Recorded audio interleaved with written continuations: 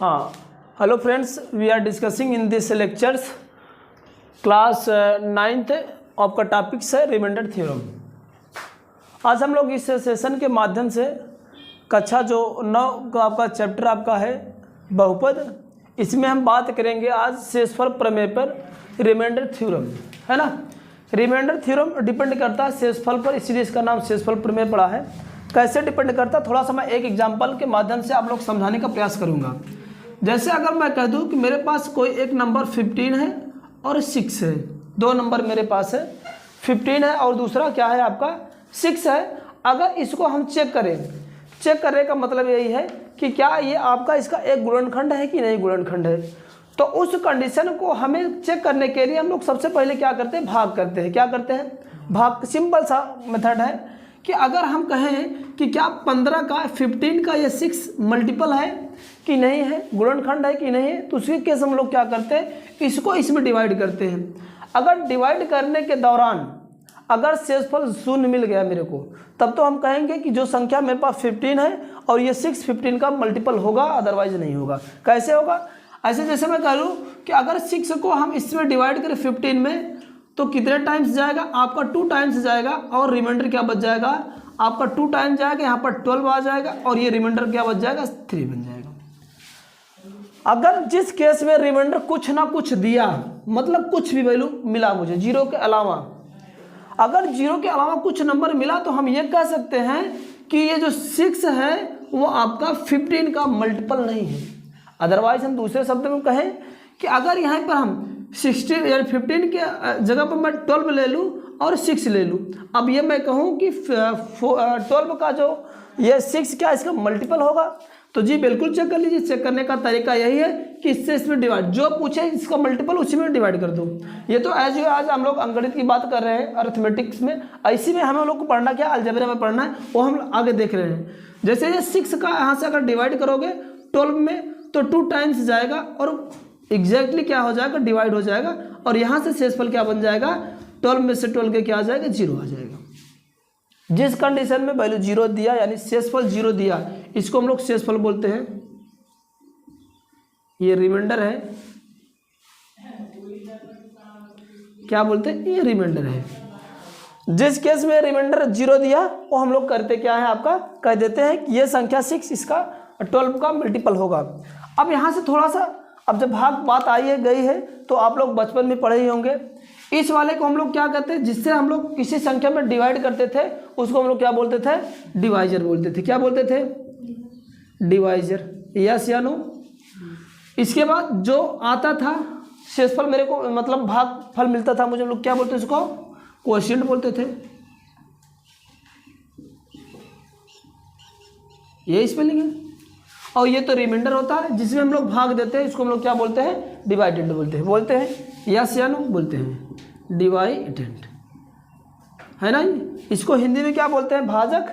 क्या बोलते हैं, ये भाजक है। भाजक मतलब जो भागता काटता है किसी चीज़ को, और जो आंसर आता है उसको हम लोग क्या बोलते हैं, भागफल बोलते हैं। और ये जो जिसमें भाग दिया जाता है, जो चीज़ कटता है, उसको हम लोग क्या बोलते हैं, भाज्य बोलते हैं। क्या बोलते हैं। और जो कटने के बाद जो कुछ कूड़ादान बच जाता है, उसको हम लोग क्या बोलते हैं, शेषफल बोल देते हैं, रिमाइंडर बोल देते हैं। अब इस पे बेस्ड एक थ्योरम है, आगे मिलेगा आपको क्लास 10th में मिलेगा आपको। इसको हम लोग बोलते हैं यूक्लिडियन प्रमेय बोलते हैं। यूक्लिडियन प्रमेय करके आएगा, सेम यही प्रोसेस है। उसको अगर हम लिखना चाहूँ, इसका चेक करने का भी तरीका आप लोग जानते हो कि मेरे पास जो भाग दिए क्या सही होता है कि गलत होता है। तो यहाँ से यह आ जाता है, होता क्या है कि जो मेरे पास क्वोटिएंट मिला है उसका डिवाइजर में मल्टीप्लिकेशन करते थे, फिर जो ये शेषफल बचता है उसको जोड़ देते थे। अगर वो आपका डिवाइडेंट के इक्वल आ जाता था, तो हम लोग कहते थे कि भाग हमारा क्या है, सही है, जो डिवाइडेंट दिए है वो हमारा पास सही है।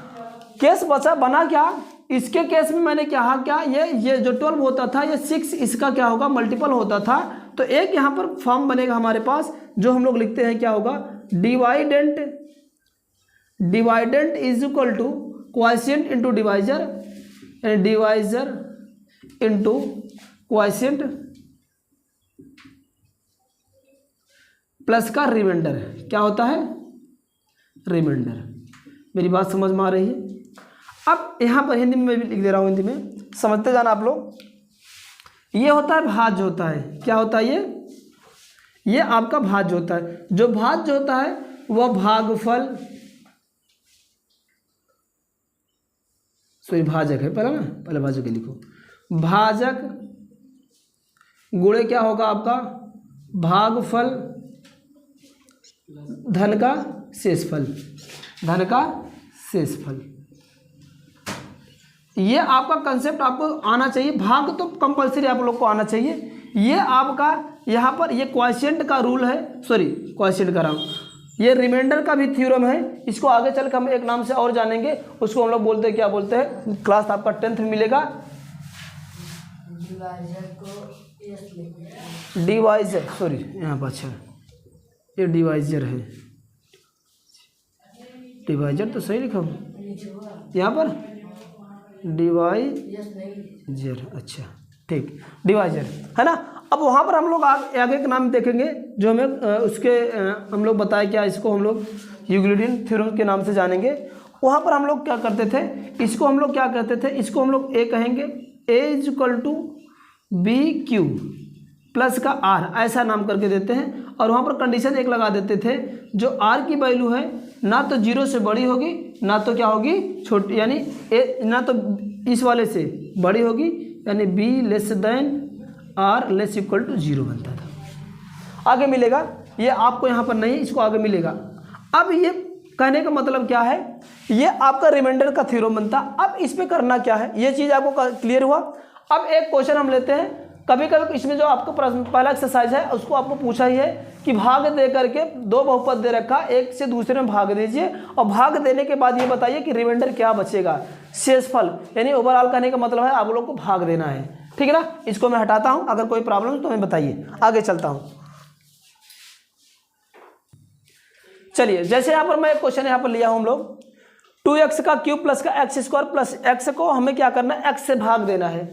एक्स को भाग तो देना ही है, मुझे आंसर भी चेक करना कि हम लोग जो भाग दिए हैं ये सही है कि नहीं। दूसरी बात ये भी चेक करना इसमें हमें कि क्या ये एक्स जो है, जो एक्स है, क्या इस दिए गए पॉलिनोमियल्स का आपका मल्टीपल है कि नहीं है ना। तो पहला सबसे बड़ा काम क्या है, पहले हम लोग करेंगे क्या, इसको इससे भाग देंगे। भाग देने का दो तरीका होता था, चाहे अपान करके डिवाइड कर दीजिए, चाहे आप जिस तरह से आप लोग भाग अब तक सीखते आए हो अरिथमेटिक वाला उस तरह से करिए। चलो हम दोनों मेथड्स कर लेते हैं, भाग देने का तरीका पहले सीख लेते हैं। यहाँ पर पहले मैं एक्स क्यूब और ये एक्स स्क्वायर प्लस का ये एक्स है, इसमें क्या करते हैं, एक्स से भाग देना है तो हमें एक्स से भाग दे देंगे, ऐसे हम लोग सीखे हैं पहले। ये मेथड इसको हम लोग फर्स्ट कर रहे हैं, ठीक है ना, फर्स्ट मेथड है, ठीक। ये सिंपल वाला भाग।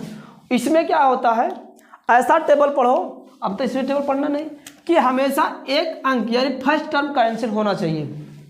तो होगा कैसा, यहाँ पर x है, यहाँ पर 2 है, तो पहले बात यहाँ पर 2 बार लेके जाओ। यहाँ पर एक x है, कितने x की आवश्यकता है, 3x की आवश्यकता है। एक यहाँ पर इसके पहले से है, 2 कम पड़ रहा है, तो यहाँ पर x का स्क्वायर लेके जाएंगे, ठीक है ना। ये आपका इसको डिवाइड करने का मेथड ये है। हर बार एक टर्म आपको देखना, पहला टर्म देखना और उससे मतलब नहीं। जैसे अब ये आ गया, अब इसका गुणा इसमें कर लो। देखो 2 का गुणा x में करोगे तो 2x होगा, एक x ये 2x ये, 2 का कितना हो जाएगा 3। अब आप लोग खूब अच्छे तरीके से जानते हो, भाग देने के बाद क्या होता है, चीज़ें घटाई जाती हैं। तो ये माइनस कर दो, माइनस करेंगे, ये प्लस और ये minus same same cancel out. Next वाला टर्म आप उतार लो, ये एक्स स्क्वायर आ जाएगा। अब यहाँ पर मुझे क्या लाना है, इसमें कितने से गुणा करें कि एक्स स्क्वायर हो जाएगा, वो भी प्लस में, तो यहाँ पर प्लस का साइन आ जाए क्योंकि प्लस मुझे आवश्यकता थी। एक एक्स है, एक एक्स और लाने की जरूरत थी, तो यहाँ पर क्या करेंगे, एक्स बार लेके जाएंगे। जैसे इसका गुणा करोगे क्या आ जाएगा, आप यहाँ पर एक्स स्क्वायर होगा, ये भी घटेगा, प्लस और माइनस कैंसिल आउट। फिर दूसरा वाला जो टर्म बचा उसको उतार लो, ये x आ गया। अब यहाँ पर कितने का मल्टीप्लिकेशन करें, 1 आ जाए। जब सेम सेम नंबर की आवश्यकता पड़ती है तो हम एक बार लेके जाएंगे, क्योंकि 1 का गुणा x में करेंगे तो क्या आ जाएगा x, तो यहाँ पर क्या आ जाएगा, ये 0 बन जाएगा, ठीक है ना। ये रिमाइंडर यहाँ पर क्या बच गया आपका, रिमाइंडर क्या हो गया आपका 0 है। इसको हम लोग डिवाइजर बोलते हैं, डिवाइजर बोलते हैं। और ये क्वाटिएंट है, ये क्वाटिएंट है, और इसको डिवाइडेंट बोलते हैं। क्या बोलते हैं, डिवाइडेंट बोलते हैं।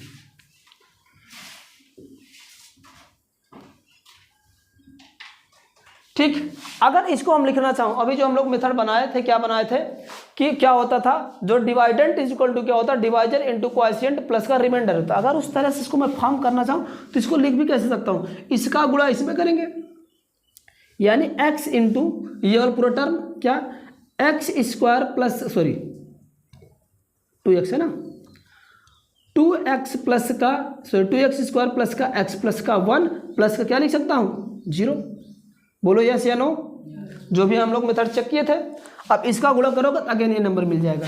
अगर ऐसा टर्म है, अगर अब ये जब ये इस तरह से है तो 0 का कोई मतलब होता नहीं, जोड़ा आ जाए तो वैल्यू वही आएगा।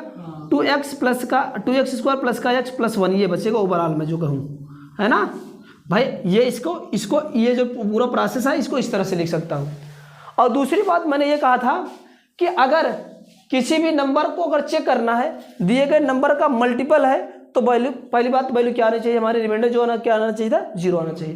तो क्या इसका रिमाइंडर 0 आया, यस 0 आया।